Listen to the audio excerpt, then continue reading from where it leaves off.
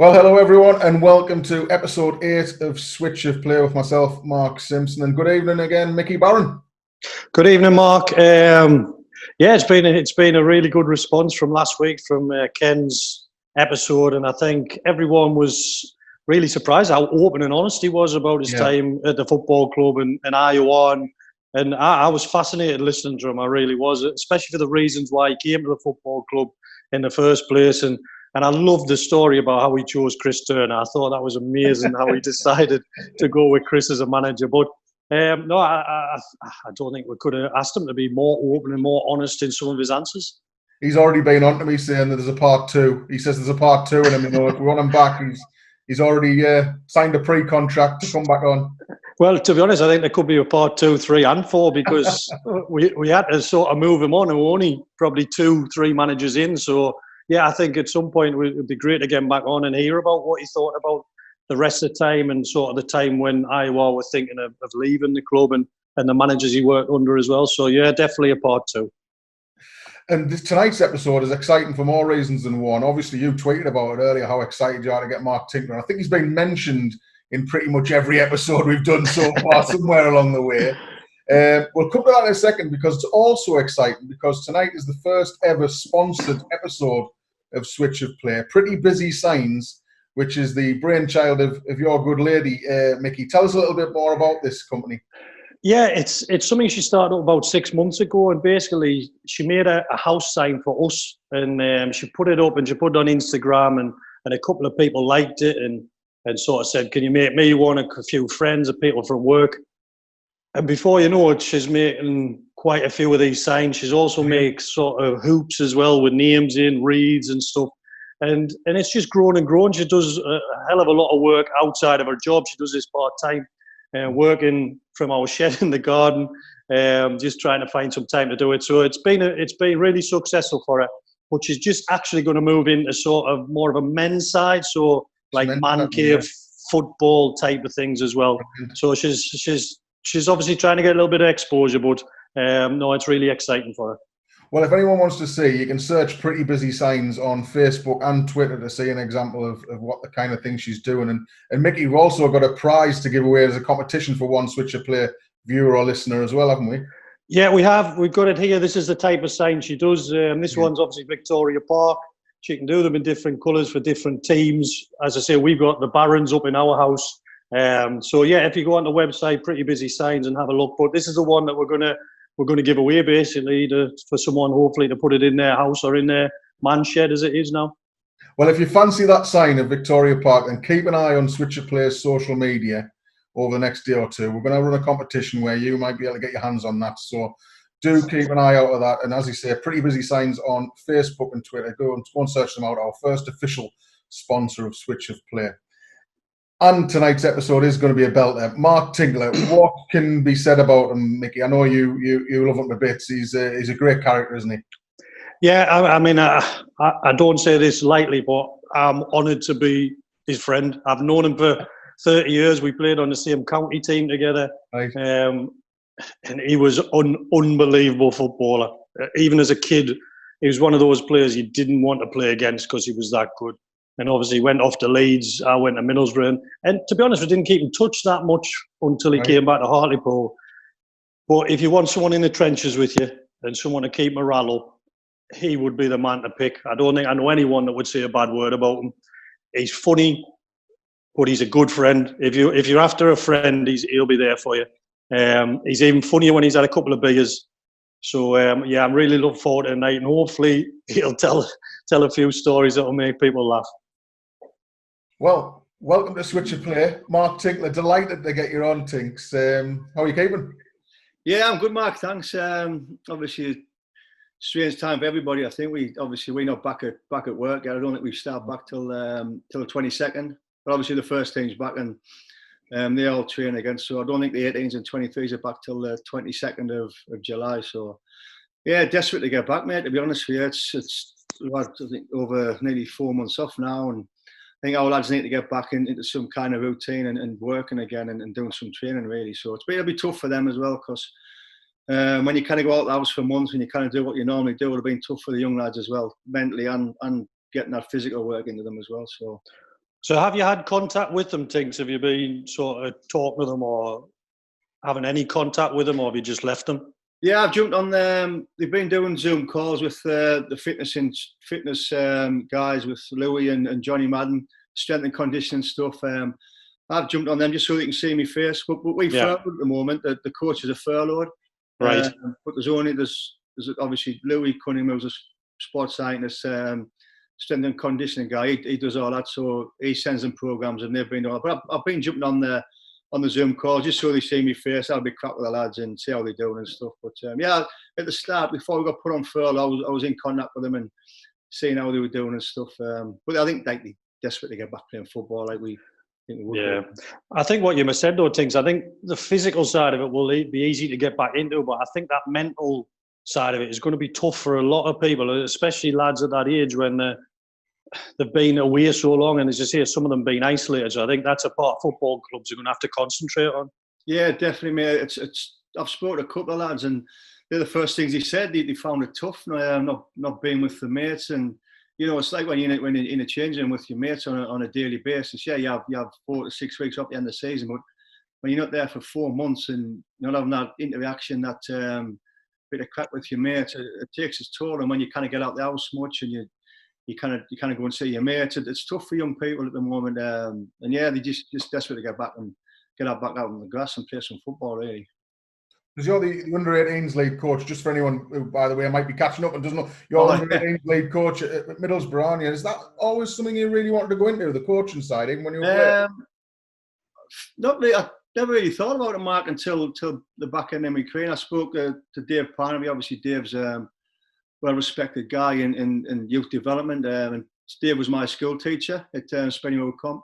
Right. So when I finished at Livingston, Dave got in contact. He said, do you want to come down and watch some sessions and do a bit of coaching? So I went down and I got involved with it, and I started 3 years with the 14s, then a year with the 16s, and the last 8 years with under 18s. The last 3 years as a lead coach. So yeah, I love it. I love coach development. I love coaching young players, and to see the development, not just as players but as young people as well. How they come on from when they come from 16, and I would see them mature into good young people is a big thing as well for me. Yeah, it's great. I enjoy it. I don't know what's next. I think the next year or two will decide whether I want to go into the first team game. I think I've had a couple of opportunities to be first team coach, but just wasn't the right time for me. But yeah, I think, like I say, I enjoy doing what I do. I enjoy coaching young players, and yeah, it's obviously it's a different environment now we live in. Kids have different mentality, brought up differently. So you always it's tough because you work with them every day, and the confidence is a big thing, and getting them 100% every day, and they don't really take responsibility at times, a lot of them, because they're coming from home and everything's done for them like we do for our kids. We probably do too much, and we run about after them like anything. But when you come into a full-time environment, you've got to learn quickly, because you only get a short period of time where you can progress into that next level, really. Yeah, I think you're right though, Tinks. I think when we were YTSs, and this would probably take us nicely into sort of the start of your career, some of the things we had to do as YTSs was just a culture, but you never questioned it, whereas now I think people would question it, rightly so. I remember one of my first weeks at Middlesbrough, every single player got in the change room, and one of the YTSs was in trouble, and everyone was clapping hands, and I was saying, Jesus, what's going on here? And this lad had to come in, bollock naked, not a stitch on, and he had his bag, and he was cuddling his bag, and I was like, to one of the old lads, what's he doing? And he laid his bag down on the physio bench, and he was like, oh, it's a punishment, he has to shag his bag. So he opened the zip, and he's like pretending that he's having sex with his bag on the thing, and like 2 weeks after leaving school, this is, and I'm thinking, whoa, I'm not sure this is the right place for me. Well, those sort of things happen regular. Like we used to have to do press-ups in the big bath, so your head was going under the water, and at the time it's like, oh, it'll make you a man, it'll do the. But today, you wouldn't get away with doing anything like that. What we have to do. You don't, because like you said, you kind of do it. I remember when I was at YT at Leeds, and you used to have the court cases, didn't you? If somebody gets and they appealed against it, so you used to go in front of a committee, and it was Paul Pettinger, the goalkeeper, and he lost. He never hardly won your court case anyhow. No. Anyway, he got tied to the goalpost up on Fullerton where we used to train. Put boot polish all over him and Vaseline and all that sort of stuff. Tied to him, and so everybody had a ball each, and they were hitting balls, and somebody hit him in the head. He's hit his head back off the post, and he's knocked his cell out. He's on the post like that. He's knocked out. So Paul Hart stopped everything after that. He went absolutely mad. He said, no more court cases, none of that anymore. So that got knocked on the head, and that was my second year there. Yeah, so now they don't do any of that. They still to try and get them to do the Christmas dances in front of the first team and that. But we can't make them do it. It's down to them. Yeah. And, obviously, the first team put a bit of money in, so they might want to get a bit of cash, but not all of them do it. Like you say, they're not used to that sort of environment, coming from home and what they come from. It's a different mentality these days. You've got to learn to deal with that and adapt to that as a coach, I think, and as somebody who's looking after them players, really. I've always thought that, like even the time when I was at Hartlepool, the way that the youth team were treated and the sort of things they were asked to do and stuff, not the shagging a bag thing, not that sort of thing, but in terms of the jobs and the discipline side of things, it sort of mellowed a little bit, and I just wonder whether that doesn't help with the character building. It was almost like a case of you have to do this to show how determined you are to make it as a professional footballer, and if you can't cope with that, it doesn't matter how good you are. Yeah, I think you're right. I mean, I remember on a Friday we used to have to clean the minibuses that we were going to use on a Saturday. So there would be 5 or 6 you clean the minibus outside Ayson Park. And the coach was saying, look, you're travelling in this bus, so you make sure it's tidy. And if it's not tidy, you're not going home. So we knew that we had to do it properly or we wouldn't be going home. But then one of the first teamers would drive up and say, right, clean my car. But if you say, I'm not going to do it, then you're going to get home even later. So it's right, we'll get it done. We'll get it done to as best as we possibly can, because that means we can go home. And I think that takes you into life a little bit, that if we're going to do something, we might as well do it as best as we can. Yeah, definitely. I still get them to do jobs. They obviously make sure the sports on, the gym's clean and the changing rooms. We've knocked the boots on the head. They don't do boots anymore. That's got knocked on the head. I think you get so many restrictions brought in now from other departments in terms of the FA and all sorts come in, but you can't allow them to do. But yeah, I still get them to try and take responsibility. If they come on the minibus, they don't have to get buses now. They get picked up from the ground in the minibus, so they get everything done for them.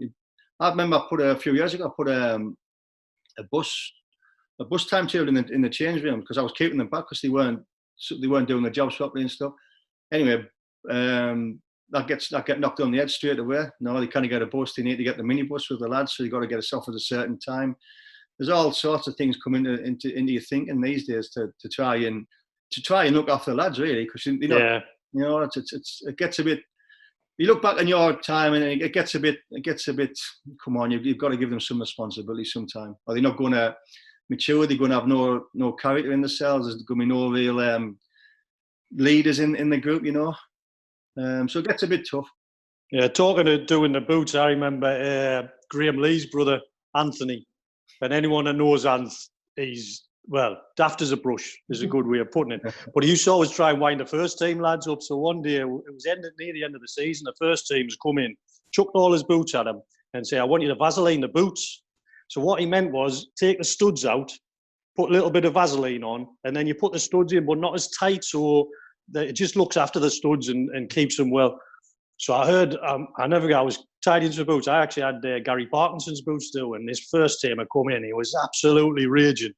And what Ant had done, he got all his rubbers and put bits of Vaseline on the bottom of all his rubber studs in his boots. So there was just Vaseline all over the bottom of all his studs.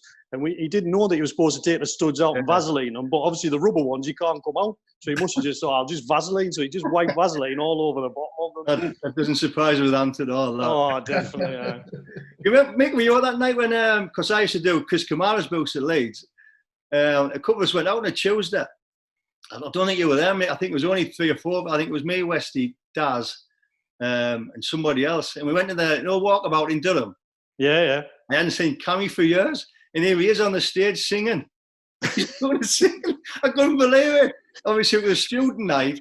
And I walk in, I think, like, Cammie singing up there, and he's singing Lionel Richie's songs. I go to the front and I'm saying, Cammie's going, like, it's unbelievable. I couldn't believe it. I would say, I don't know Chris Kamara particularly well at all, but I had his number from something he was doing a feature at Hartlepool one season. It might have been when you lads were there. And I came off, I'd been playing cricket one night, and I came off the pitch, and I had 32 missed calls off Chris Kamara. Right? I was like, what on earth could possibly be that important? So then I had like a number of voicemails as well, right? So I've got like a voicemail saying, Mark, it's Cammie, ring us immediately, ring us. And it went on, and it got about 7 messages, Mark, ring us. And then the 8th voicemail was, sorry mate, wrong Mark. Yeah, brilliant. He was a great bloke, Cammie. He used to give us, remember the Adidas Tarsians? Oh yeah. He used to give us loads of them. He was great Cammie, like, really good. So Tinks, I was saying to Mark before, we've known each other since we played on the county together when, 13, 14 year old, we used to play against it. He used to play for Chester Town. And I was saying, at that age group, you were as good a player as I can remember or have probably seen. Do you know what I mean? You were obviously involved with England then. What sort of, what other options did you have apart from going to Leeds? And what sort of made your mind up to go to Leeds? Yeah, I think, obviously, like you're saying, you play for your school and your district and your county. And I was fortunate to get picked for England and play for Captain England schoolboy. So you get a lot more exposure then. So a lot more clubs are phoning us all the time and trying to get us to go down on trial. And it come to a stage where I wouldn't answer my landline in the house because I was getting to us a bit, if I'm being honest. I'm a lad from a little mining village by his vein. All of a sudden, I'm getting all this exposure and people want to take us here and trying to take us there. And I've got Dennis Smith, son of manager, coming to my house trying to sign us and stuff. I remember we went down to Man United wanted to sign us, so they took us down for a game. And my mum there's no agents then, so my mum and dad didn't have a clue what was going on. So my mum and dad and my brother went down. I think they were playing Old Trafford. I think they were playing Millwall, I think. And we were sat in the players' lounge where they have the pre-match meal. And I'm sat like 20 yards away having some food with my mum and dad and my brother. And I've got Brian Robson sat up there and all the other superstars. And I was thinking, am I in a dream here or something? This is just so surreal, this. And an hour before kick-off, Alex Ferguson gets us in his office and he's discussing contracts and what we're going off here. Obviously, my mum works in the factory. My dad was a wagon driver, so they haven't got a clue what type of contract I should be having and stuff like that. So it was just a surreal time. And you talk about managers who have different ways of trying to sign. I went down to Notts Forest for a couple of days, and Alan Hill invited. He said, the manager wants to meet you. So I thought he was just going to take us into his office and shake hands and stuff. He said, I'll pick up in the morning. I thought, pick us up. Where's he taking us? So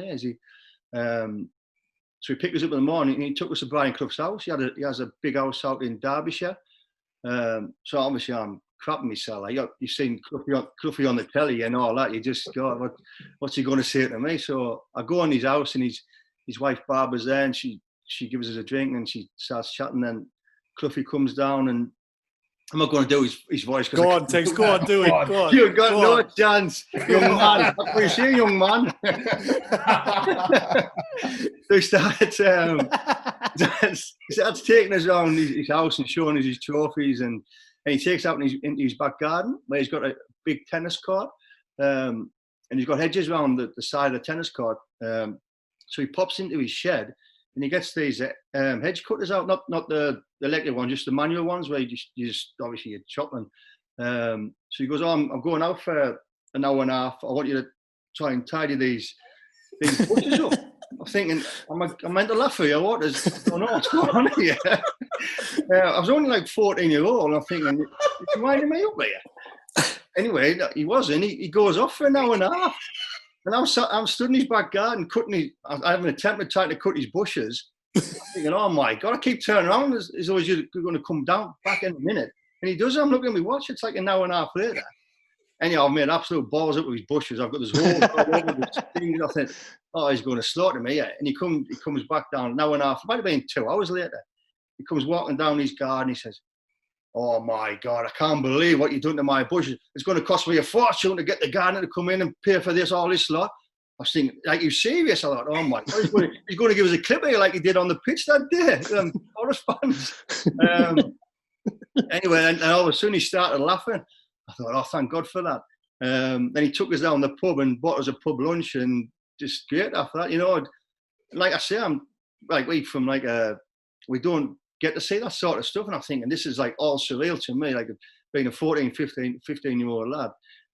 But he's great. Clough, he sent us every England game I played, of England schoolboys, he sent us a telegram. Every one I played saying, oh, good luck tonight, Mark, all the best and all, which is fantastic, really. Well, you just think, I mean, you listen to some of the clubs that you're talking about there that want to sign you. I think that shows how good you were at that age. You know what I mean? You're not going to Man United, Nottingham Forest, and all those other clubs if you're not one of the best players for your country. You know what I mean? Yeah, I was lucky, Mick. I had quite a few clubs, high-profile clubs wanting to sign. But I went to Leeds, and they're just getting promoted, and it just felt right. You know, when you go somewhere and it was a really good family club, and Dick Bate was the youth team coach there. Dick was obviously died a couple of years ago, Dick, but he was a fantastic man. Obviously well known for coach education with the FA, but a really good coach. And like people say, he was way far ahead of his time in terms of what he did with us and what video analysis and stuff. And this, we talking a long time ago, 28, 29 years ago. This it just felt right, mate. It just felt really, really good, really comfortable in that environment, and I loved going down. I loved it. So, because I got told at the time, and I've never even asked you about this, it's because your dad got bought a Merc.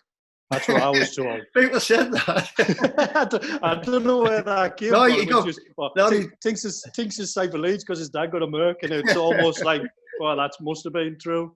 Fair, he got bought a car, but we got offered more money at other clubs. If I'm being honest with you, we got offered a lot of money at different clubs. I mean, probably double what I could have got at Leeds, or what I did get at Leeds. But my dad, he got an Orion because he. I tell you, so it wasn't a Merc. No, it was no Merc. It was Orion, Ford Orion.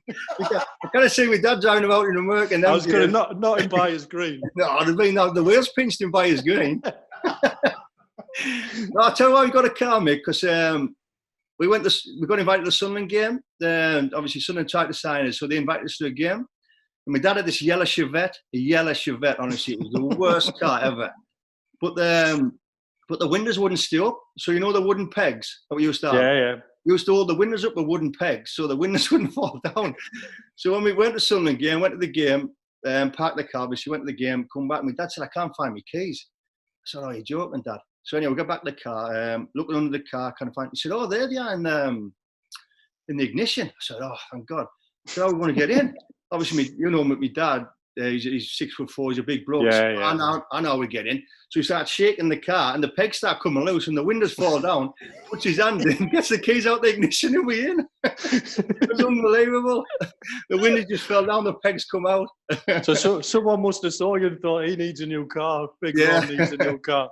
And the Ryan had electric windows as well. So my dad was Superb. Yeah, so I chose Leeds, Mick, and I had a fantastic time there, especially the first 2 years. So tell us some of the players, Tinks, that like we will know that you were in the youth team with some of the sort of players that you did do 2-year apprenticeship with before you went off into the first team.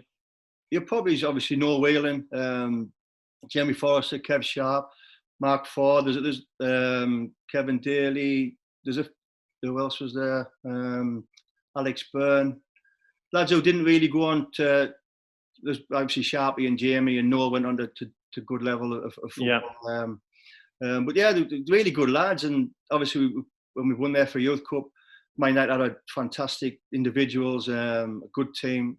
But we had some obviously good players as well. But we had, I don't know, it was just that real together. Pretty much for Hartlepool when we were there, we had that real togetherness, that real determination that we, no matter what happened these 2 games at Old Trafford or Elland Road, we were going to come out winners. And I think that was instilled with Paul Hart.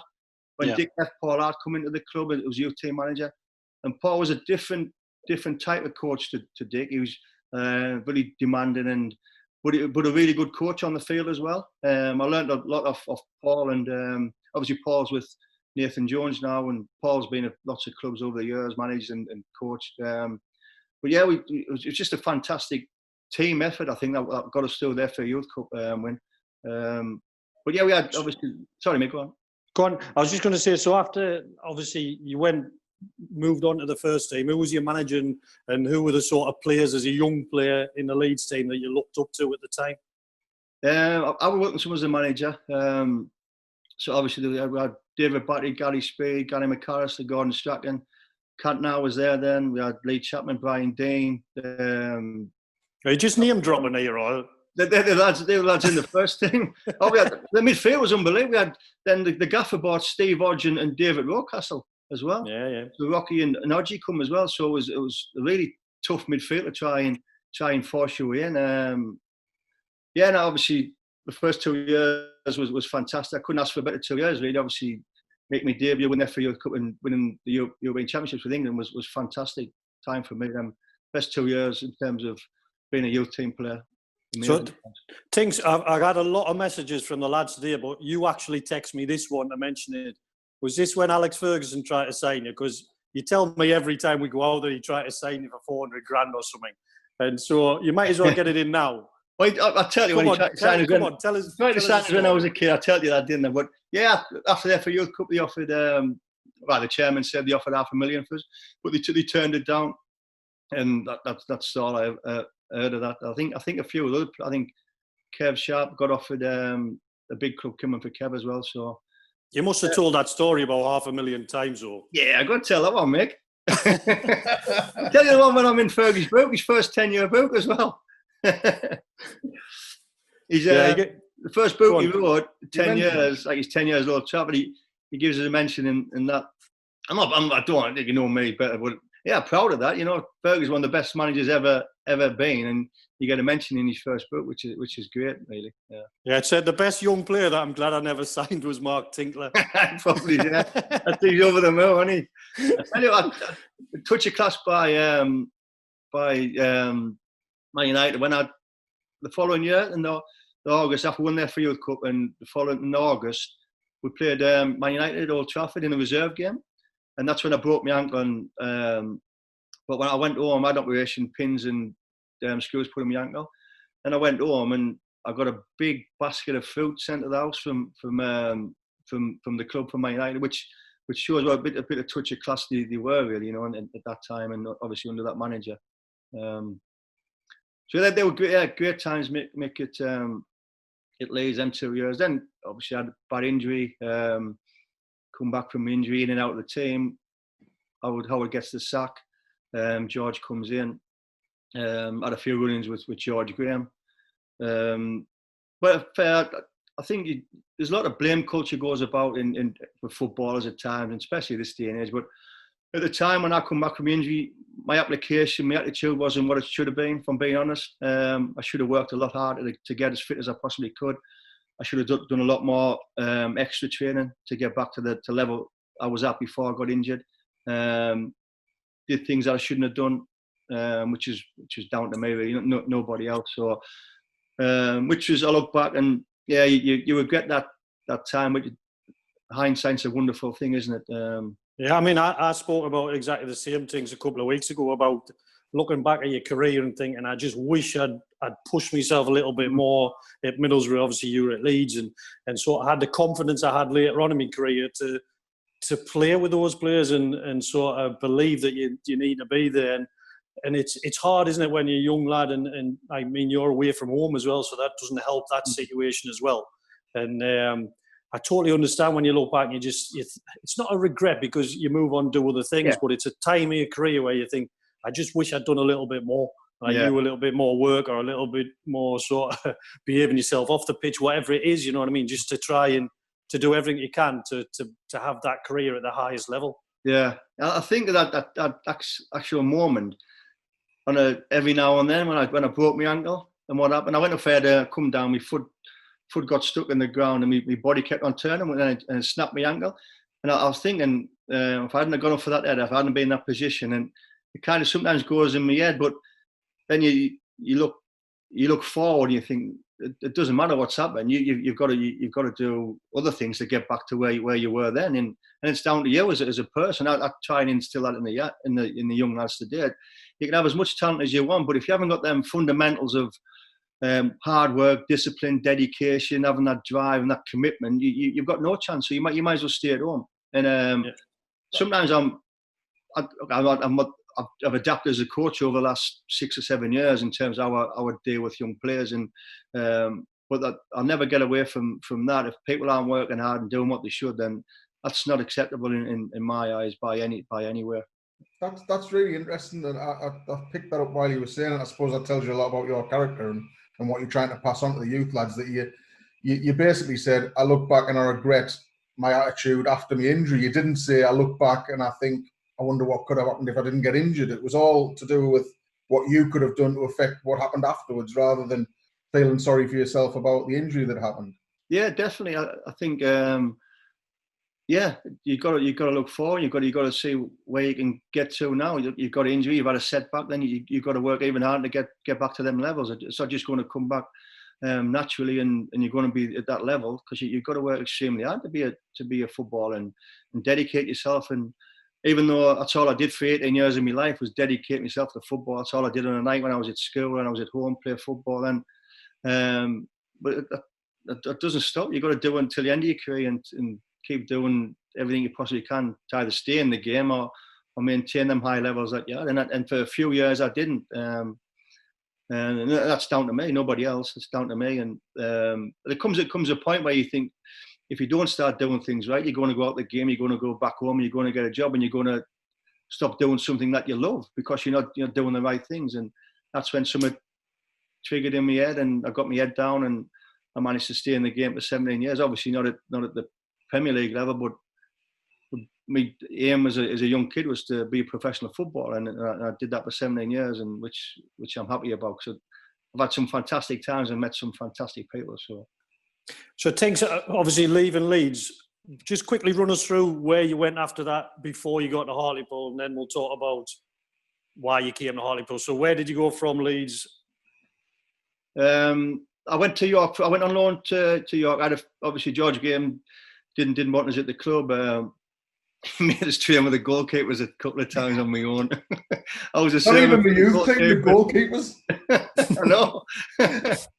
I was a server for the goalkeepers for a couple of days. I didn't mean George didn't see eye to eye at all. So it was a strange situation. Anyway, he sent us on loan, and I went to York, and I did pretty well there. And York made a bid, and I wasn't going to get in under George, so I thought, I need to try and reignite my career. Really, we'd started again, and so York paid a bit of money for us. And I went to York, played pretty well at York, and and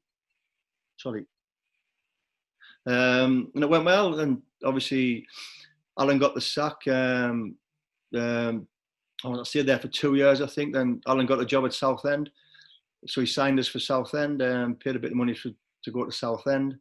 Went down there. It was a long way from home, Southend. My mum wasn't happy about it at the time, travelling, going all the way down there. Because my daughter Olivia was just being born then, so I was travelling up from the game. But I enjoyed the different type of scenery, meeting different people, going into London, and a different environment really with different types of personality. So I stayed there for a bit. Then David Webb, Alan got the sack there. He's getting the sack a few places. He should stop signing you. That's what he should. Exactly. So David Webb took over. Webby was a proper Cockney bloke. Obviously, Webby played for Chelsea and that and stuff. He was a bit of a hard nut, but I got along really well with David. He was spot on. He did a fans forum once, and he said if you cannot build a team south of them 25, there's something the matter. So the northern lads thought, we're not going to be much longer. But he played us every week, and I got along really well with him. And but he got us into it. We said, look, my wages were quite high at the time down there, and you need to get the wages off the books really. So as a few clubs came in wanting to sign us, and obviously then Chris phoned us, and travelled up to Hartlepool to meet Chris, and that's where the journey at Hartlepool started really, mate.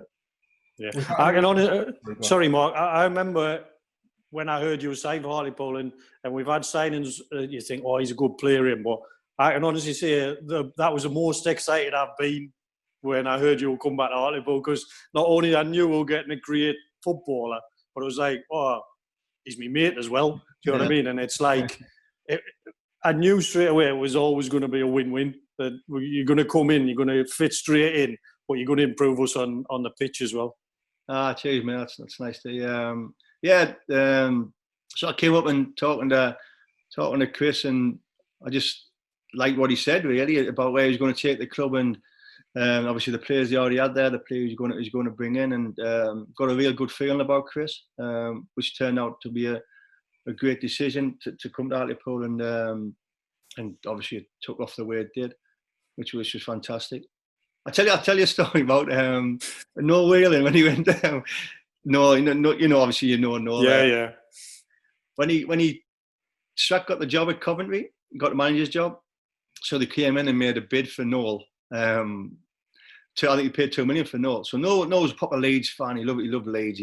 So he was didn't know where he wanted to go, but he went and he signed. And a couple of weeks later, he said, "Oh, come back. We'll have a night out in Leeds." And so I said, "Stay at mine." So he stayed at mine. We went out, and Noel was fully drunk. Come back to mine, and he fell asleep. You weren't? I wasn't too bad. He fell asleep. Too bad. I couldn't wake him up at all. So I started cutting his hair, like cutting chunks out of his hair, and I shaved his eyebrows. Shaved his eyebrows off, and I knew he was going back to comedy on the Monday. Anyway, I was on the morning. I woke up and I heard him go to the bathroom. I started giggling to myself because there was a big mirror in my bathroom, and he must have been putting his hands through his hair, and he must have been getting. He shouted me effing hair's falling off. And he must have seen his eyebrows, and he's going, "Oh my God, what's going on?" Honestly, I would laugh so much, and he went absolutely mad. But he went back to comedy on the Monday, and Strack went absolutely mad. He phoned Wilkinson at Leeds. Wilco got us all in, absolutely hammered us. I think a couple of weeks after that, Noel had to start living with Gordon for a bit, I think. Honestly. So see, Mark, when I tell you that after a few beers especially, this man is a pest. I tell you, I've got about 7 or 8 stories, things that we need to cover. So I don't know whether we go straight in now or you want to talk football first and then we'll do the stories at the end. Yeah, we'll talk football, mate. But no, by the way, Noel was crackers as well, by the way. All right, well, going to the football, and just going back to when you signed for Hartlepool, you mentioned it. And I think it's something we've talked about in previous podcasts with Darryl, with Chris Turner himself. Could you sense straight away when you got to the club that there was something building? You could see something, was going to happen at Hartlepool United.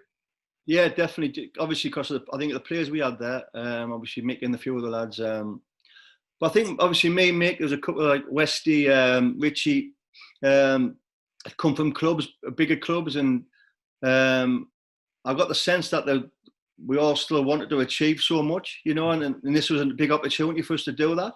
We obviously had some good young players coming through with Bracker and Swains as well.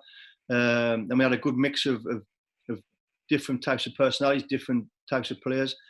Definitely, it just felt, I'd probably people think, oh, I just saying it because it happened. But no, actually, that's what I actually thought. And even that day, we talked about the day at Newcastle when Beck scored that free kick and we were bottom of the league. I think we played Russian on the Friday night. We were bottom of the league.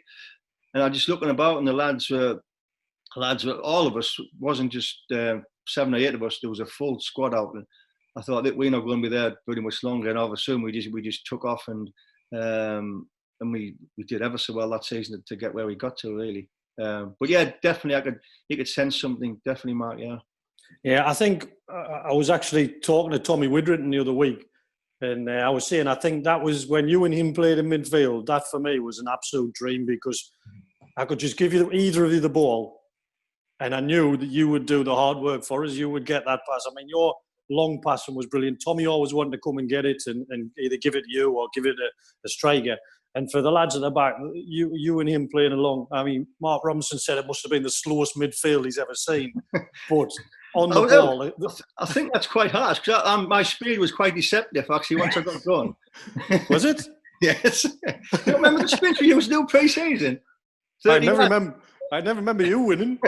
No, I never won. But yeah, I think like the combination of you and Tommy, because you'd both obviously been at bigger clubs for high level, was so good for that team at the time. Yeah, I think obviously Tommy, with his experience, really neat and tidy with the ball, got in good positions, read the game really well, and allowed me to probably go a bit further forward with the ball and try and dictate things high up the pitch and with me passing and stuff like that. Then we had obviously the legs of Swains come into the team and real energy and up and down and covered lots of grass for us on in the games. We had a really good blend, Mick, a really good blend of different types of players, but they all seem to get together and just perform week in, week out and win games and play some really good football along the way. And once we were on that run, I didn't think we were going to lose a game. I just thought, we go in there, as long as you work as hard as you possibly can, as a team and as an individual, we're not going to lose a game here. Obviously we did, because situations, circumstances, a bit of luck, you're going to lose games every now and then. But yeah, it was a fantastic team to play in. I mean, we've spoken about this before, Tinks, and everyone has sort of mentioned it on the podcast about the togetherness of that team. And I honestly believe those Tuesday afternoons where we used to spend in the New Inn in Durham, and I mean, we were talking about the deal, like on our WhatsApp group, stories about that. But that for me really cemented that group of players, that it was right, we're in this together, and no matter what happens, we can count on each other. Do you know what I mean? And that sort of bond that was built up from those early days and going out together, and if there was a scrape which you would normally start or whatever, everyone was together and everyone was helping each other out, and we took that onto the pitch as well. Yeah, definitely. I think Tuesdays, but I look at when we used to go away in the season and PFA, used to see tables, maybe 3 or 4 players, or in Magluf 3 or 4 or 5 players. But we used to have on a Tuesday, we used to have like 10, 12, and we used to go to the PFA, do 2 tables, end of season, 16 players, which was. I don't think people realise, and we used to Richie started all the songs off down there, Daiquiri, with them songs he used to do, and everybody used to get up and join in. It was just a real good togetherness. Well, talking to the PFA, though, I've actually got a couple of questions I'd like to ask that a few of the lads have sent in today. Sweens wants to know, do you really think it was a good idea throwing candle wax on people's suits that they'd hired? Actually, Mickey, you ruined my suit with candle wax. You absolutely ruined it. We're in this posh nightclub, weren't we? And it had like a bar in the middle and had these little tea lights all around. So I thought, before Tinks does it, I'll just start off. So I chuck some wax over his suit. So then he's like, turn around, who's done that? So he just starts chucking wax all over. And in the morning, all the lads are waking up and the whole suits, and most of them got binned, didn't they? Mine got binned, yeah. But I remember that season when you talked about all the unbeaten run and everything like that went with it. The year we actually got promoted, I think you got that unbelievable hat trick, didn't you, against Wrexham? One of the best hat tricks I've seen. Yeah, I've still got the ball, Mark. Yeah, it was against Dibbs. Andy Dibb was in goal, wasn't he? Yeah. Wrexham, yeah. It was. I got some silly comments wrote on my ball. Oh God, ruined my ball. I was so excited we scored my first hat trick, so I took it in the change room afterwards to get the lad to sign it. So I take it home and I'm reading these signatures and I'm thinking, calling me all sorts of words. I thought, oh no, you set of dicks. Have you got it handy? I have a note down my dad's actually. My dad's house. There was some strange words put on it. That was it. Fair, then they come back and got a leveler, didn't they? I think they come back. I think we won in the end, yeah. Yeah, we're winning 4-1 and they come back. It was. I think Daz has headed the first one down. I've hit it, and I think Mark has switched in, set the second one up, pulled it across, and the third one just cut inside and bent it in. Yeah, it was great. Yeah, it was. I love that. Yeah, first hat-trick I scored. But I think you scored like quite a few goals for us, Tinks. Yeah. But I think someone today on Twitter when we were saying that you're coming on was like, we've never replaced him in midfield. We've never replaced that ability to pass the ball like you could, and that was what you were renowned for, wasn't it? That long-range passing beyond switches of play. And was that something you always did, or was that something that got better as you got older, or was that just always in your game? I think I was always known as someone to get on the ball and try and dictate play with short and long passes, and I could hit diagonal passes. But I did a lot of practice with that. Actually, with it at Leeds, as I went to Leeds, and watching Gary Mack play was probably one of the best I've seen. And Jan Morby, I played against Jan Morby in the reserves once. He was unbelievable. Absolute passing was outstanding. And Gary Mack was one of the best as well. And just watching him and develop it from there. And yeah, just that was. But I liked getting up and trying to get up and down the pitch and get close to players and try and be aggressive with players as well. But yeah, I think being a ball player in midfield was what I was known for till throughout my career. I think that's spot on, the fella on Twitter, because I can't remember a midfielder who was so like you know, you was likely to pop up on the edge of our box, winning the ball back and set us on the attack, as you were, you know, scoring a goal at the other end of the field. I don't think we've had someone as box to box like that. You know, covers so much ground of the pitch since then. It's not something I can think of off the top of my head, to be honest. I think it allowed us to do that with the players we had, I think, in the team. And like I said, we had a good balance of different types of players. And I think I took that on board myself, to go and really get on the ball and try and make things happen, but also get up and down the pitch and help players around us. So I think the players around us are their excellent attributes as well, but allowed me to dictate play with the ball, really. Sorry, Mark. I was just going to say, thinking about that now, Tinks, if you were a young player now, I don't know whether you'd be allowed to do that. Do you know, like, to be good defensively and then get up? Would in nowadays football, you'll be told to sit in front of the back four and just play the balls and sort of take that attacking side out of your play, or would you? How would you deal with a young Mark Tinkler in your academy now? I know what you're saying, Mick. I think a lot of teams generally play with a holding midfielder, somebody who sits in there, try and gets on the ball, try to dictate playing in certain area of the field, either the middle third or the defensive third, to get on the ball, and doesn't allow them to go further forward, higher up the pitch. But I found when young players come in, you struggle to play with the two in midfield. So the distances between them, they kind of figure out where to be when they haven't got the ball. Should one of them go and get possession of the ball? Should one of them go forward? And I think as a midfielder, you've got to allow them to try and develop all kinds of their ability, because you don't know where they're going to end up. They might be an attacking midfielder, they might be a defensive midfielder, be good in possession of the ball. So I think I'd allow my players to go and generally just to go all over the pitch and try and, but not in a daft manner. You know what I mean? They've got to have a structure amongst it, but don't hold them back and say you're going to play there. I just want you to stay in that defensive half of the pitch, get on the ball. No, going forward, go and find spaces in between the lines. Go and see what you can do with the ball high up the pitch and get on the ball and dictate play. But it's got to be obviously done within the structure.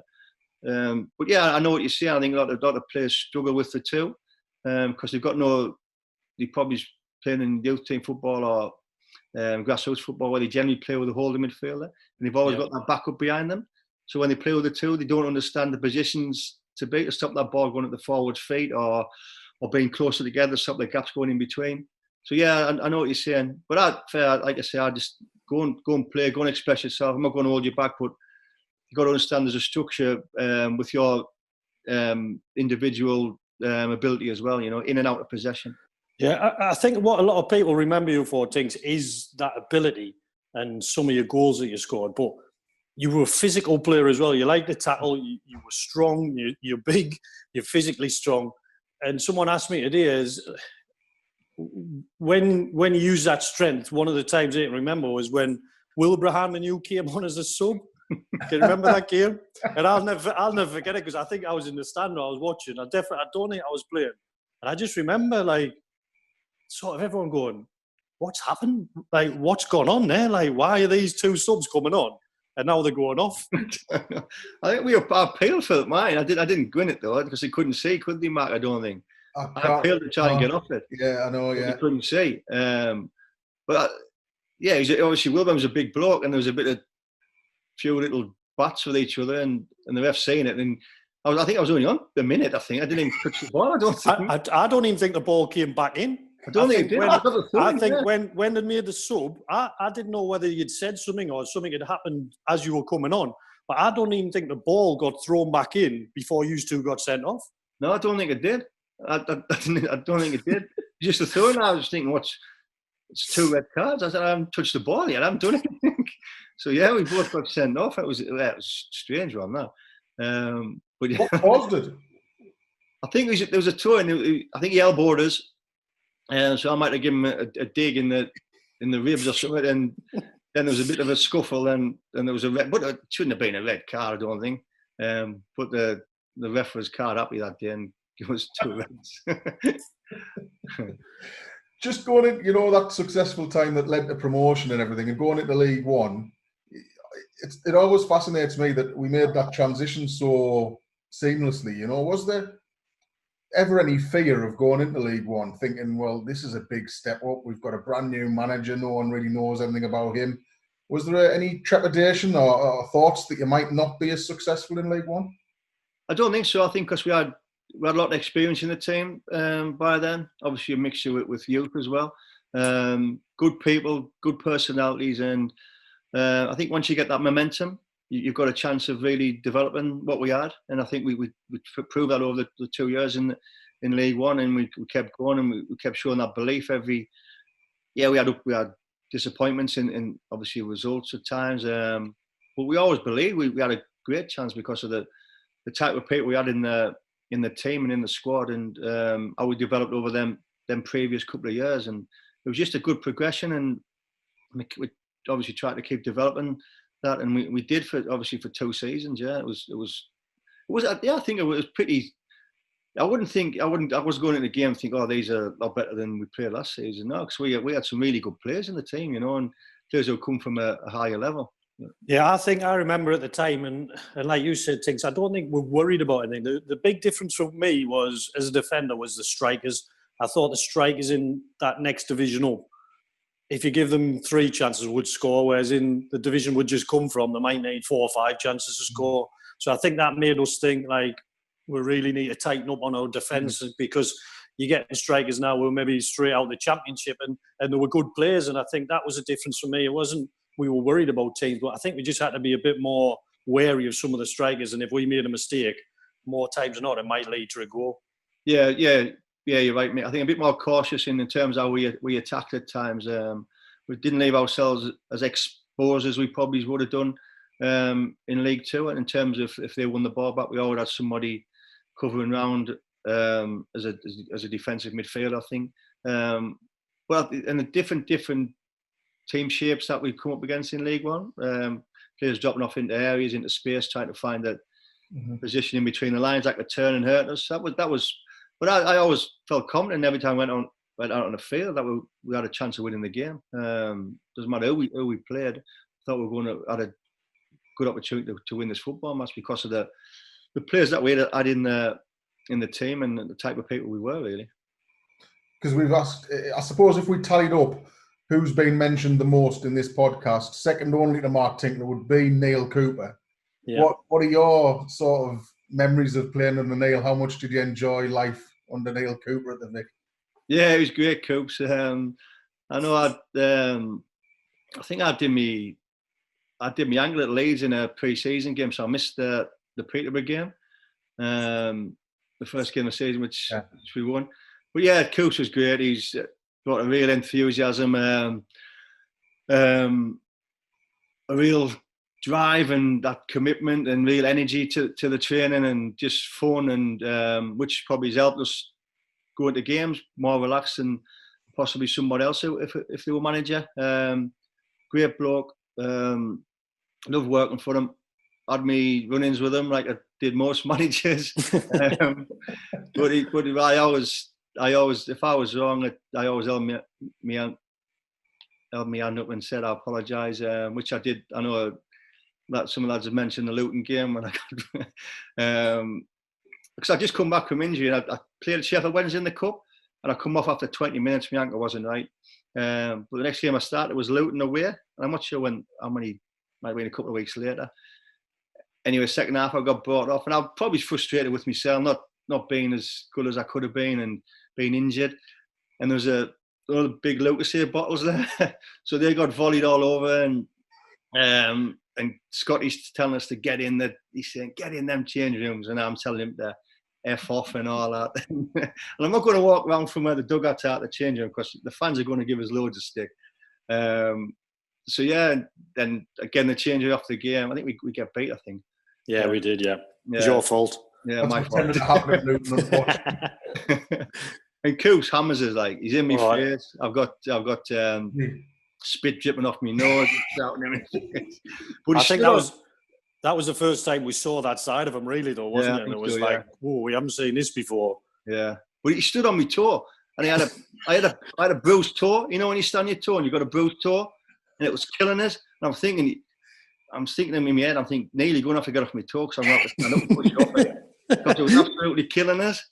Anyway, after he eventually got off my toe and I wiped all the spit off my face and stuff. But the next day, we were in training the next day, and I went up to the gaffer. I said, look, gaffer, I apologise. I was out of order. I'm just frustrated at the time and injuries and stuff. He said, yeah, no problem. I said, fine. And that was it. You know, you hold your hand up if you make a mistake and you go and apologise. And Cooks was like that. He was like that type of bloke. Oh, yeah, we all, you know, football, like hate the moment stuff. You get so involved with the situation and you lose your ride because it's a passionate game and you love the game and you want to do well and you're that enthusiastic to do well. And when things don't go well, you kind of lose the pot a little bit. But yeah, Coops was great. And I think Tinks, it's a sort of thing he would have done. Like, I didn't know him as a player, but I imagine Coops doing something very similar. Yeah, in his career, you know, because you see he's passionate. He's got that desire to win. And that frustration as well at times. And you can imagine, as we got to know more, him doing something like that in his career. But again, him going in and saying, look, I'm sorry, I shouldn't have done it, and moving on. And that's what's important. I think anyone can have those little incidents, and I've had them myself, where you're that angry or you're that pissed off that you're being left out and you don't behave properly, and you think, I remember doing it to Scotty once when he left me out, and he actually played Darren Crads. And it was nothing against Crads, but it was just the way it happened. And for the rest of the training, I didn't try one little bit in training. I was like a teenager moping around. Yeah. And I lived at Chelsea Street at the time. When we were at Chelsea Street, I drove home and I was fuming. And the next day he came and he was like, do we need to have a word? And I was like, no, I don't need to speak to you. And he was like, you've got a big part to play today. And I was like, I'm all right now. It was just in that moment. Yeah. It was like I couldn't clear my head. And it was nothing against Crads. It was just I couldn't understand what had happened, and I should have just gone home there and then, really. I shouldn't even bother training because the rest of the training was a nightmare for us. But the next day, I'm ready to go and I'm ready to encourage the lads as much as you can when you sub. Do you know what I mean? But we all have those moments when it's like... Exactly, because it just shows you care, Mick. You know, you want to play that much. It hurts when you're not selected for the team and you think you're doing good enough to be selected, and there's no reason why you shouldn't be. But it does hurt. It doesn't matter how old you get. Yeah. And I remember that time I wasn't playing I think I played the Swansea game at home. I did pretty well, and I think Bristol City, I was in the team. We did like session on the Friday, and I was like, "You made a big baby," because I knew. I think Philly Turnbull was playing. I think he was playing instead of us, Philly or Stephen. I still don't know which is which. I didn't know. Nobody does.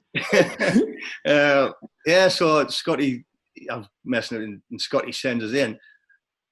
Anyway, we're telling each other that whatever on the training field, and I'll tell you exactly what you said. You walked away, Tinks, and went, "Get fucked off." Is that what I said? Yeah, I did. But I got to the changing rooms, and the changing room doors were locked, and Scotty had the keys in his pocket. I had to sit on the steps. I had to sit on the steps waiting for the lads to come back. The lads were laughing their heads off because I was sat on the steps. Because I remember we were training at Hoffel at the time, and you had to lock the door, and then whoever it was, either the manager or the coach kept the key, or you put it in the bag. So we seen Tinks storming off, and then we're like, "Oh, you'll not be there when we get back. You'll have got showered and you'll be off home." And he was just sitting on the step like a naughty kid. Oh, I couldn't believe it when you all started walking back. I was trying to find the cleaner to open the door, and I couldn't find her. I thought, "Oh God, I'm gonna get some sticky on these." But I went in to the coach's room and apologised. I put Aggers and Scotty when I said, "Look, I apologise. I want to play like everybody else, and apologise for me behaviour on the field. And yeah. I think I remember it was at Hoffel as well. It was when Coops and Scotty, when they were absolutely buzzing off each other, and like they were sort of thick as thieves, you know what I mean? They were joking or laughing around. And I think it was before training, Scotty come knocking the door and Micky, Gaffer wants to see you. So I'm like, right, I'll be 2 minutes. I was probably getting changed now. So I've walked in, I'm not kidding you. There was the biggest smell of shit in this staff change room you've ever smelt in your life. And Coops and Scotty were just laughing their heads off. And I was like, what do you want? And they were like, nothing. We just thought it'd be funny if you smelt the shit. So I was like, really? That's it? And they were like, yeah, you can go now. And I was like, all right. So I went back in the change room and all the lads were like, what's happening, Micky? I was like, nothing. Coops just had a shit. I just thought. No, he's cracked his The secret of the success at Hartlepool United. You've all got to go in that change room before we play. Yeah, but it was at the time, I remember, like, you have to walk through the change room, wasn't it? You had to walk to get the physio room. You had to walk. It was a tiny little change room. Mm-hmm. And often Coops on a morning would come walking in. He'd go straight in the physio room, be in there for a couple of minutes and come walking back out. And it was like getting more and more on this. And we were like, what's he doing? What's he going in there for? So probably it was Muzzer or whoever at the time. I was like, Muzzer, what's he doing? He was like, oh, he comes in every morning for an Alka-Seltzer because he'd been up the night before. Yeah, he's great. But, I mean, he used to love a night out, Coops, and he used to love it. If we'd been out, he used to love listening to the stories and Christmas parties and everything like that. He was in his element when he had that audience. And I remember the Christmas party Tinks at Seaton Carew where you played a little prank on him. Oh yeah, when we in the stinker. Yeah. Yeah, I forgot about that. I don't think he ever found it, did he? No, he didn't. But go on, tell us a story and then we can have a laugh about it. Oh, we had to see what we wanted, didn't we? It was steak or sea bass or I can't remember what the other thing was. So we had our food and that, and obviously the sea bass had like the head and all the bones and that were left with the head. Yeah, so I decided to put in Coops' pocket.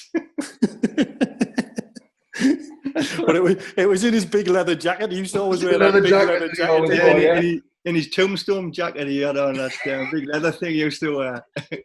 I don't know whether he ever got it out that night. It might have been in his pocket for about a few weeks, I think.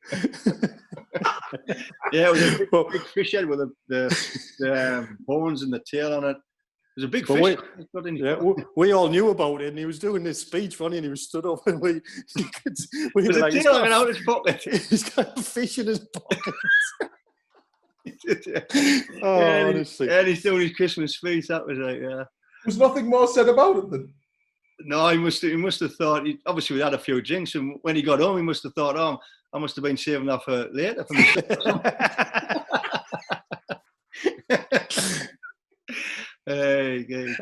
But he, to be honest, he loved it. I remember once he came in on a Monday morning, and he was a bit angry, and he got the lads together, and he was like, lads, you know, I like a joke, this, that, and the other, but that's out of order, totally out of order what yous have done to me.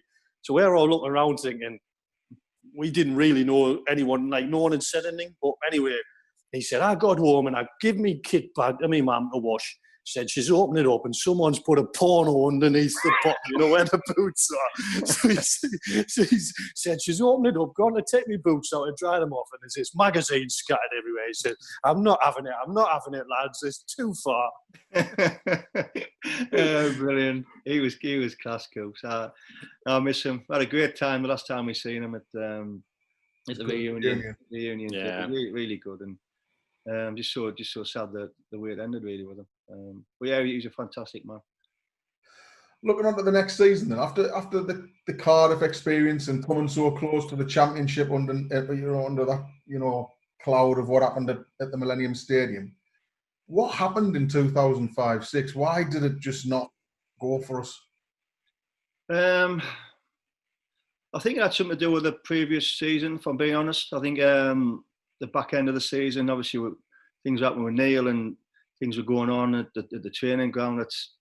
That didn't really sit well with me looking back. There was a lot of rumours at the time, Tinks, wasn't there? There was a lot of sort of rumours going around and what was happening, and the relationship between Scotty and Coops had broken down. And we could see it, Mick, though, couldn't we? Yeah, you could, yeah.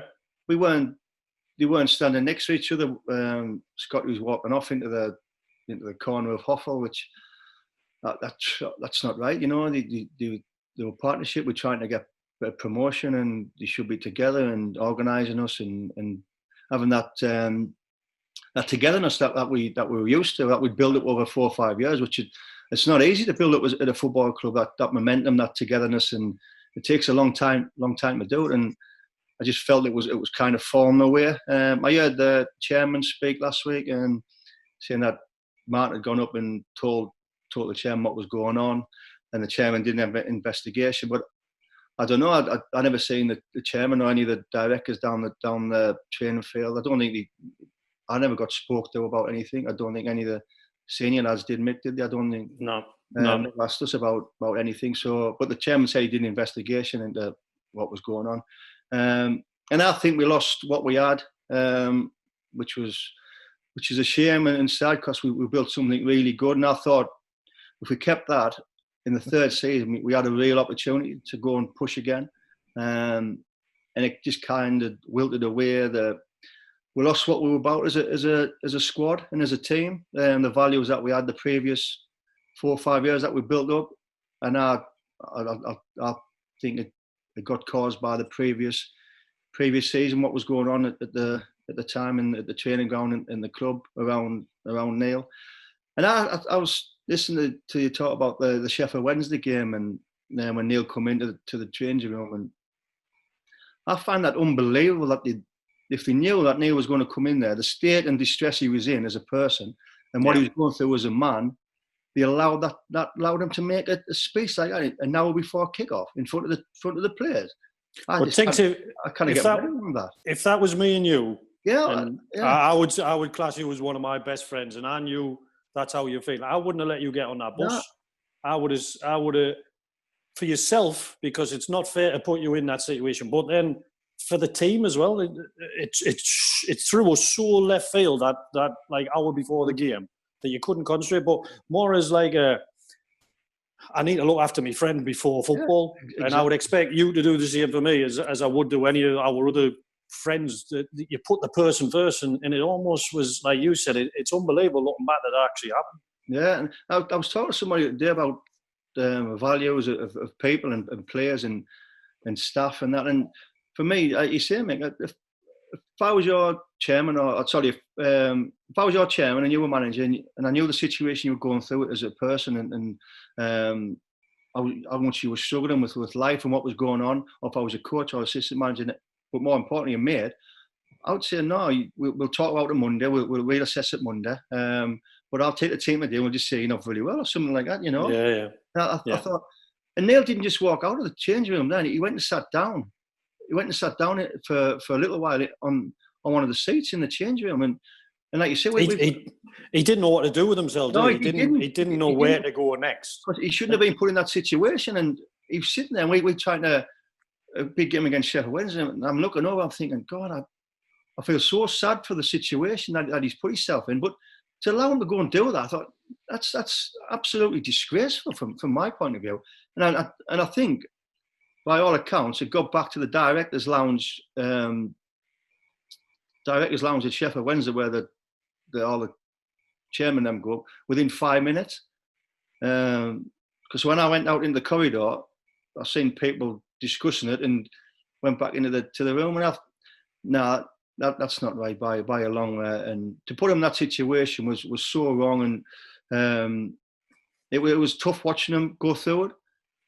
Really, really tough, and really, really sad to allow somebody let him to put himself in that situation, which was sad. And I go back to the following season. You look at people's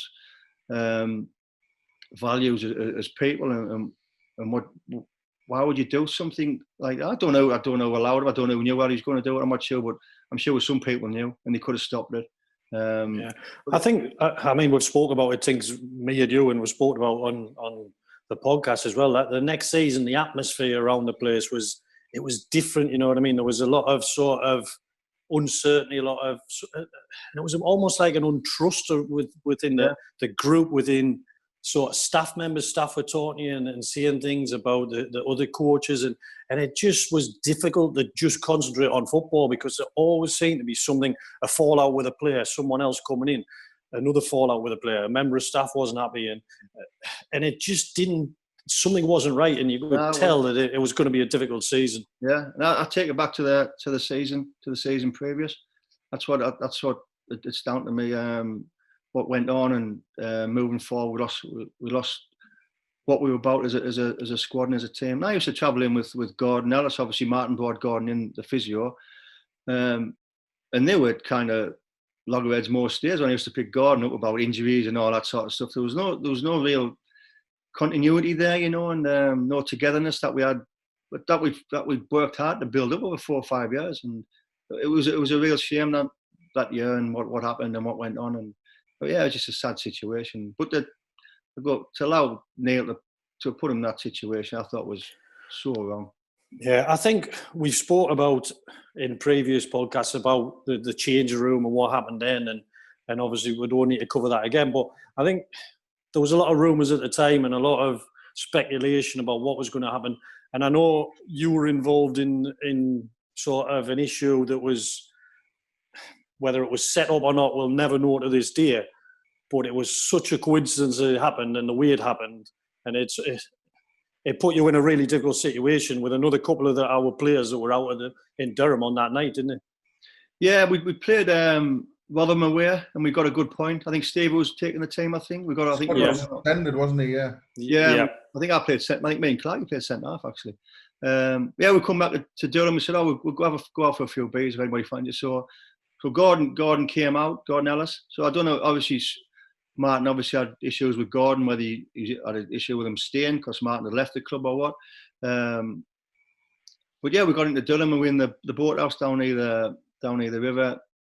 And we were upstairs, and somebody came up and said, Scotty and Aggers and Borley's downstairs with the missus or something.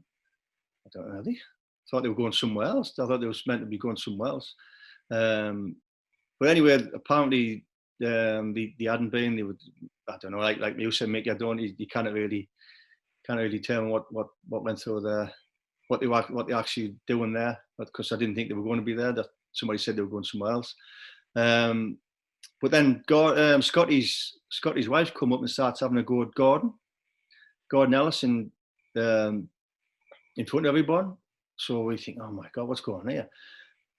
So there's a few of the lads out and Buster and Gordon. So I was thinking, we'll have a drink and we'll go. We don't know bother because we've got enough going on in the position we're in at the football club in terms of our position in the league. We just want to have a few drinks, and so we'll have a drink and we'll go somewhere else. So as we're walking downstairs, we're walking past this little like cubicle bit where obviously Scotty was in there with his wife and the other lot, and somebody shouted something to Gordon. And Gordon's Andy bloke. Gordon looked after himself. He's no mug, Gordon. And Gordon reacts to it, and he turns and he starts walking over to them. And I thought, going after get hold of me. So a few lads got hold of Gordon, and then Borley comes out of nowhere and starts having a go at Buster. And Buster could handle himself as well. Buster doesn't look after himself. Yeah, Kevin Ball, yeah. So I'm thinking, I just don't want any bother. So I'm kind of the senior, I think the senior pro there who was out that night. So I'm trying to get all the Buster and trying to get the lads out. Anyway, something happens is that I don't know whether somebody, one of them not clip one of the lads or clip Gordon. I can't really remember, to be honest with you. But then there's a bit of a scuffle, and somehow I end up on the floor with Borley. Oh my God. That was Sunderland fan. I used to go and watch Borley every week when I was a kid. I'm thinking, oh my God. Anyway, there was like fisticuffs in there. It was just a bit of a scuffle. And I was thinking, God, I used to support you, Borley. What are you doing? So anyway, the bouncers come over and it gets calmed down. Then we get chucked out. But I think it all came back to Gordon and Martin. I don't know whether Martin had an issue with Gordon and Gordon had an issue with Scotty and situation. We got caught up in it, and because Gordon was close to the lads, wasn't he? Gordon fitted in with the lads, and the lads trusted him and spoke to him a lot. And I mean, I would go and meet Gordon for a coffee, and I, like you said, Tinks, I don't know what the issue between the two of them were. I don't know whether Scotty wanted Gordon to resign when he left, or what there was. But I remember coming in, and I remember like Maureen ringing everyone, trying to get stories and statements and this, that, and the other. And it was just another thing at the time where another bad thing that happened in that season, where it was a real negative thing. Because we went to paintballing, didn't we? Yeah. One day after, I think it was, I don't know, it was that week afterwards. And Gordon got a phone call saying he had to go back to the ground. Then he got the lead of his duties, didn't he? Yeah. Because I remember Terry Mitchell went paintballing with us. And Steve. Yeah. And so we'd split into teams, and Terry was taking it like you would have thought he was in a proper war zone. Terry was running, like he was ducking down, he was crawling along on he was hiding in the rabbit hole, Terry. He was. So anyway, I'm on Tinks' team. So every now and again, like Tinks is at the back, then there's me, and then there's a few of our lads in front. So one of our lads would stand up and take a shot at someone, and it'd get boom on the back of the head with a pin, or on the back of the back. So they turn around looking at me, and I'm like, it's nothing to do with me. And then Tinks is like laid down again, and he just kept firing, having pot shots at all our people. But he just kept hiding every time they turned around. So they all looking at me thinking, oh, Micky's firing at me here. And he was causing absolute havoc. I'll never forget it, Tinks, the amount of havoc that you caused that day. That was brilliant. I remember that. I tell you, one of my biggest memories from the relegation season, when I don't know if you remember this as clearly as I do, Tinks, but there was one game where you came and did the commentary with me.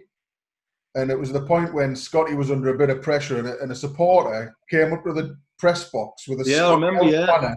Yeah. He was proper shouting and swearing and really giving me a load of abuse, you fat mac and fuck. Yeah, he was. Yeah, I remember that, yeah.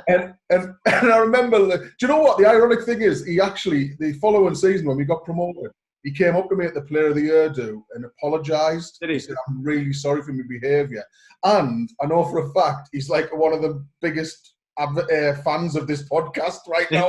Was he? But at the time, good lad. He gave me absolute dogs abuse, right? And I'm trying to commentate. So he's rightly so, Simo. Rightly so. He's going, get Scotty sacked, you fat mac, and I'm going, and the ball's down the wing. And I look across at Tinks next to us, and he's just going.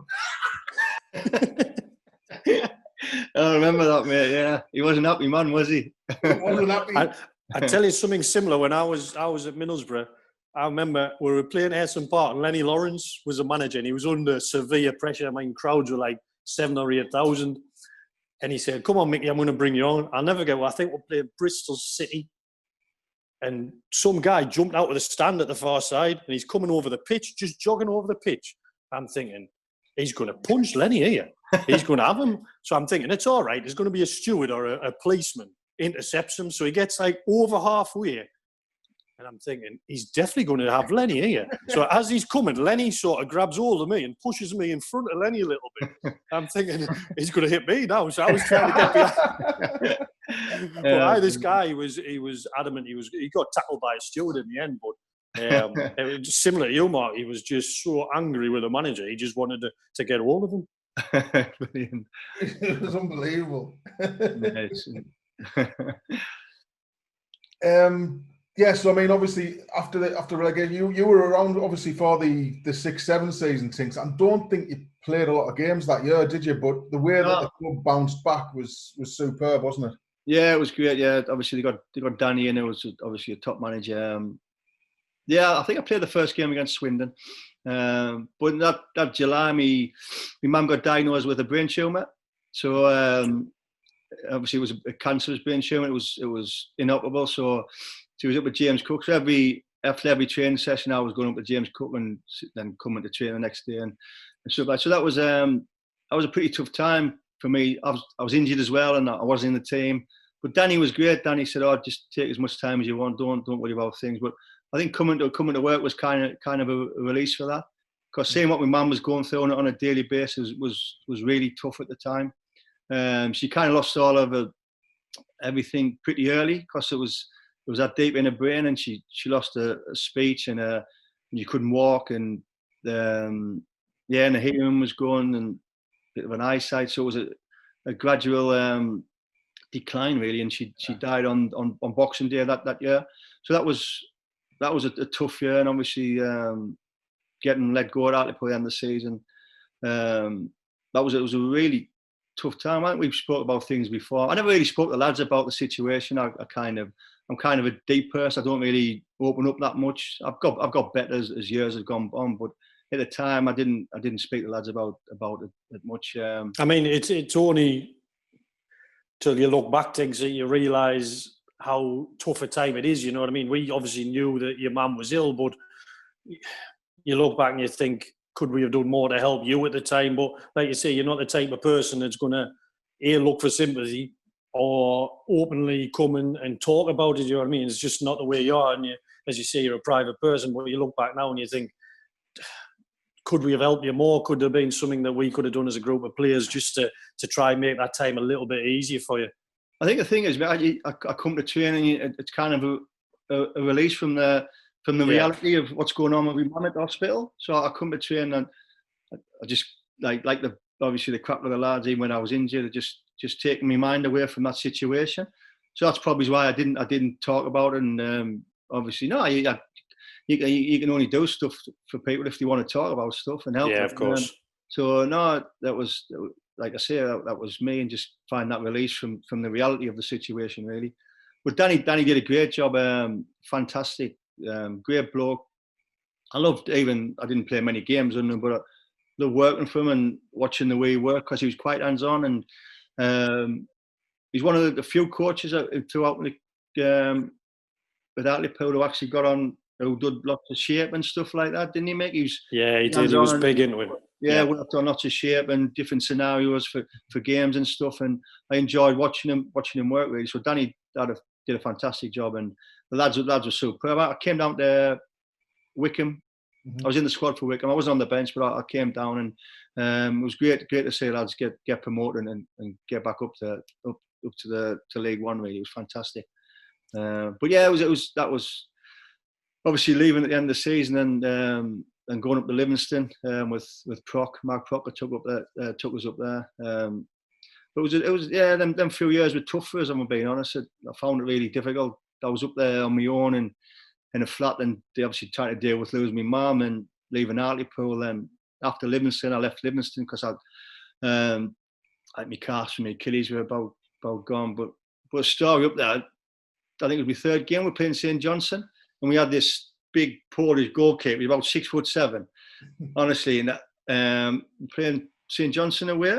So I went in for the ball's coming across. I was playing centre half at the time, so the ball's coming across. So I went in with it to slide and intercept the ball to top the centre forward coming up. So he comes flying out with his knees. Honestly, hits us in the ribs. And I thought I was dying. I couldn't breathe. I couldn't actually breathe. And the physios around us, I couldn't actually kind of breathe. I just couldn't get anything out. I thought, I'm dying here. This big stupid Paul's cleaned us out here. And I kind of breathe. Anyway, I get taken off, and I get, we find like a shadow over my lungs. So I get rushed to Edinburgh Hospital. Anyway, it wasn't as bad, but I broke a couple of ribs. But yeah, the big Polish goalkeeper, God, he was some unit. And he cleaned us right out. Absolutely. I was in agony for weeks. I had to come home. Tinks, taking you back to when you left Hartlepool, and I might not be remembering this rightly though, but did you come walking into the training ground with a life-size cutout of yourself? I know. I got it in the bedroom. Russ gave us it, didn't he? Can you remember? Was it down the ground? Yeah, Russ said, I've got your leaving present. So he brought the big, the pictures they got in at the club. Yeah. He fetches that. I was thinking, where am I going to put that? You know what I mean? Where did you put it? It's upstairs under my bed. I don't know what to do with it.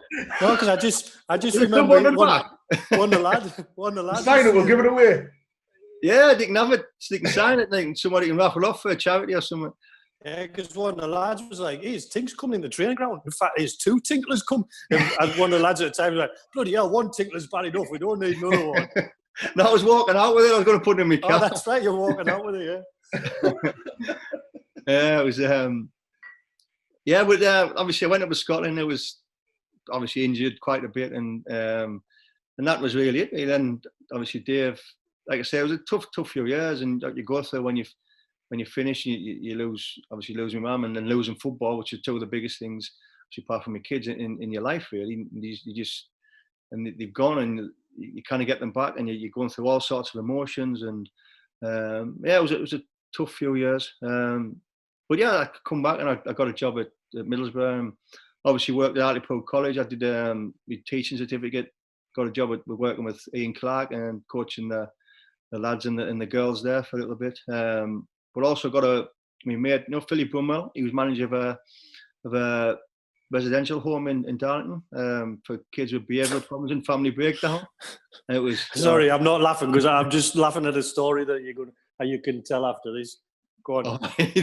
So I went to that home, and obviously coming from a football bubble and going into that type of environment where I was getting spat at, I was getting smacked, I was getting hit with sticks, and they were trying to burn the house down and all that sort of stuff. And what you're thinking, God, and you read the reports of what they come from and the environment where they come from, like drug abuse from the parents and alcoholism and sexual abuse, and you're thinking, these poor kids, what they've been through, and it opened my eyes a bit, and to how lucky we've been playing football and doing what I've did and travel the world and seeing the world to playing football, really, and how fortunate you actually are until you go in these situations, you see these kids.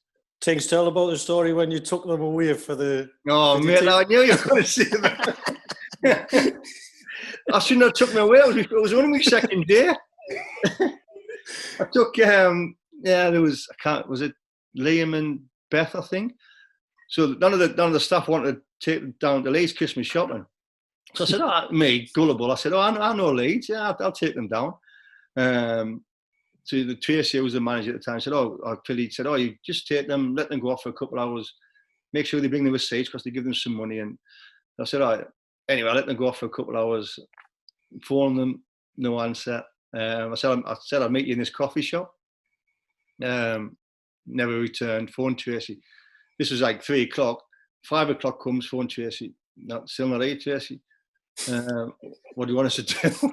I said, I can't believe this. We first trip away with the kids. Come on. So I said, you just have to come home. So they go missing. So they like AWA absent without authority. So the police are looking for them all over the North Yorkshire and South Yorkshire. I'm thinking, oh my God. So they go missing for 2 days. I didn't know what to do. I was like, oh my God, what have I done here? Are they okay? Are they hurt?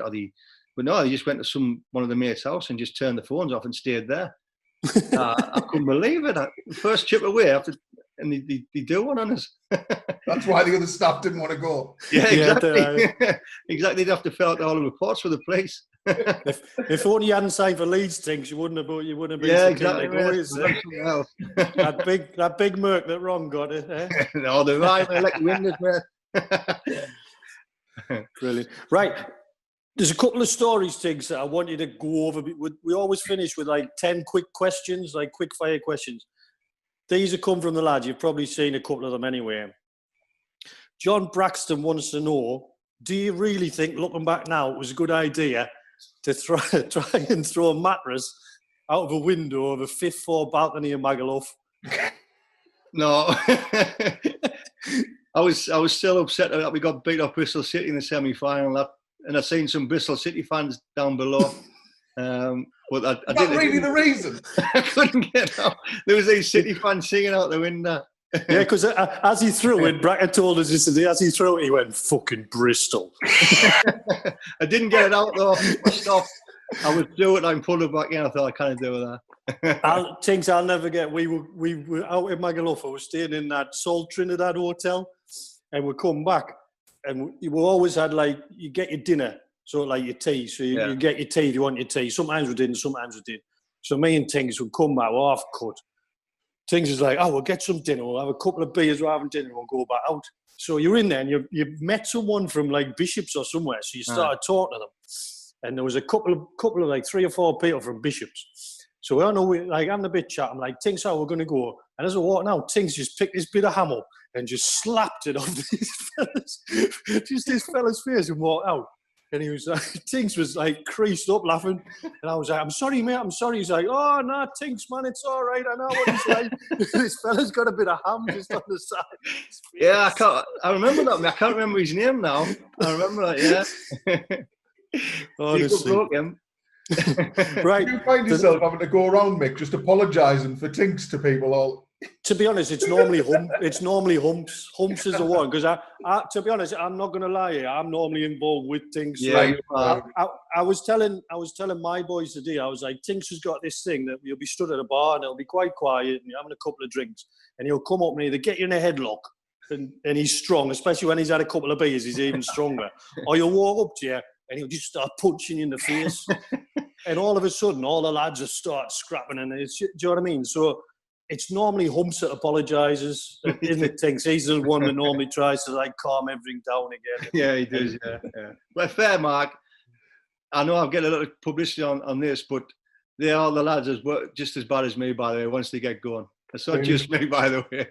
I think bad rep there, man. Yeah. I think the reason Tinks gets like labelled is because he just loves. He's always in the set. He loves like the laugh. He's got this little giggle.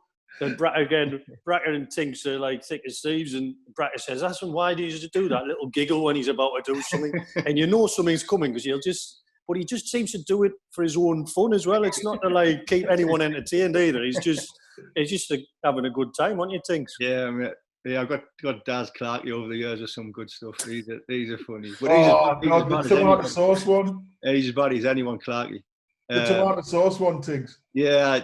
I already had my taxi booked at the corner, so I knew what I was doing. I seen my taxi out the corner of my eye, and I seen Daz come out, so I said, right, I can get him now, and them taxis there, I'll just run down to my taxi and jump in him away. So I thought it was perfect. Get away, car. Yeah, it was perfect. And he went back in the kebab shop trying to wash all the tomato sauce off his face and everything. There was a time, Tinks, when the lads thought you were the most popular person in the world, because every Monday, Tinks would come in, and I'd be like, Tinks, you look a bit rough, like, what's been happening? Oh, I was at a christening, Mickey. He was at a christening every Sunday for about 3 months. Have some babies and buy his game, mate. Right, the next story we're going to go over, and this is Westy sent this in, is, have you ever thought about apologising to the lass whose bike you nicked in Holland?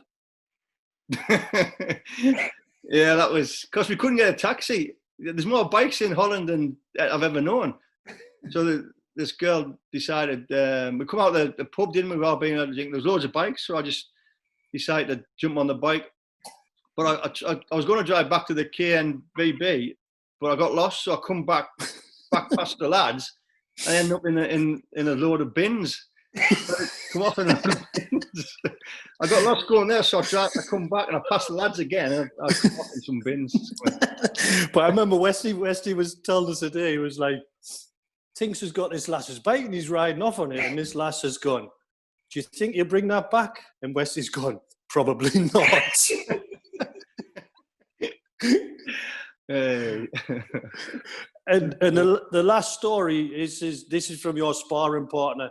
And when I say a sparring partner, Mark, these two used to physically fight probably more than I've ever seen two people, especially when they're in Magaluf, because they both wanted to be the alpha male. So they would quite often be in front of all the lads, him and James the physio, and something would happen and they would start grappling. And Tinks' favourite one, if he was ever in a headlock or ever Jimmy, because Jimmy's a strong guy as well. Yeah, he is. So Tinks would turn around and go, Jimmy, the police are coming. So James would jump up, and then Tinks would jump back on top of him and start scrapping. But I'll remember this because it was when we'd been promoted, and we had a function the next day, and we'd stayed over, and then we had to put our club suits back on. I think Jimmy had left his at the ground. And he wants to know, was it you that put all the Raljecks and Biofreeze in his suit? That was a funny day, that. I caked his suit and all that sort of stuff. But he had to wear it. You know what the charm was like? You got to wear your suit, you got to wear your tie, and you got to wear your badge. And he had nothing with him. So everybody, when he walked past everybody going, what's that smell? I remember because he was going up to people to get a drink, and you could just see people, like we were all just waiting for him to talk. So you could just see people's face go, "Wow!" But the next year, I had a party at my house. Remember, I had like a party at my house. So you and Jimmy come, and honestly, these two were absolutely steaming. I don't think they'd gone to bed off the night before. Did we go to the Hartlepool? Went to get a presentation and stuff with the chairman. And yeah, we did. Yeah, yeah. Yeah. So, that's right. Yeah. So it was the day after that, and I'd said, "Look, I'll have a party of mine. Anyone wants to come?" And to be fair, where I was living at the time was fairway out, so I didn't think anyone would come. And Tinks and Jimmy comes. He still got his suit on. Remember, he still had his suit on, stinking the place out. So I was like, "James, I'll lend you some clothes." So I give him my clothes, and I put the suit in the garage. And even the next day when I went to get it, it was absolutely stinking. But I'll never forget because Jimmy, he was trying to. Well, when he's drunk, you can tell James is drunk. And someone got hurt at the party. And they were like, "Oh, there's a physio over here." And I'm thinking, no, he's not in a fit state to treat anyone. So we were talking about this today, and it was a little girl, and she'd hurt her leg on the trampoline or something. And I remember James trying to be serious. He was looking down, he was leaning forward trying to treat her because he was that drunk. He could hardly say, so God knows what he said there. He's a good lad. Yeah. You and him got on like house on fire things, didn't you? Yeah, we did, because I was injured for a bit with Jimmy as well, and obviously my Achilles and stuff. And yeah, we used to wind each other up something rotten, and we used to do silly things. I used to do daft things in the treatment room for him and in his clothes and stuff. But he's a great lad. He's gone on to great things, Jimmy, hasn't he? Yeah, he has. Yeah, he's top class, and I think he was at Arsenal, but he's still working for Wales and stuff. But he's a great bloke, and there was some great times with Jimmy and I. Really good. Tinks, thanks. I must say I've really enjoyed doing that, and thanks for spending your time. And good luck getting back to it with the young lads at Middlesbrough. That's once things get back to normal. Yeah, cheers, mate. Cheers, Mark. I've enjoyed it. It's great when you're back and you talk, and obviously you and Mark have been at it for a long time, and it's great to talk and have a chat about old times, and obviously seeing Micky again. And I'm sure we'll be all out in there hopefully soon when we get our lads up and have a few beers around Durham when everything calms down a bit, which would be great, really. So cheers. Can I just, Tinks, you know how much I love you, mate. And as I say, we've been friends for a long, long time. But there's one thing I want to know. Do you know the Mark Tinkler song? Did you make that up? He comes from Byers Green. He's the best we've ever seen. I think it was Rob Rich. I think Rob Rich made that up, you know. Really? Yeah, I think so, yeah. I tell you, I used to wind the lads up when, obviously the Cantona song was Who Are Cantona, wasn't it? So when Cantona left, I used to tell everybody, yeah, they started singing Who Are Tinkler now.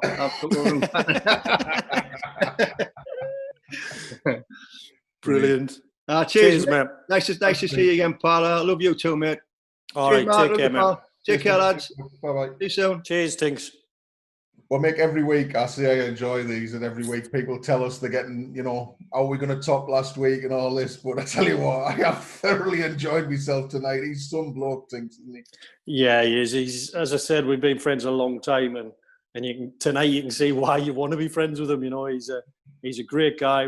He's just got a mischievous side to him, but no nastiness about him at all. He's just a lad who he likes a beer, he likes a laugh, and he likes to work hard, and he does that in his life. He's a caring person as well. People don't see that side of him, and he's a good dad, and he's just a real good fella to be around. And when you speak to him, it makes you happy in him.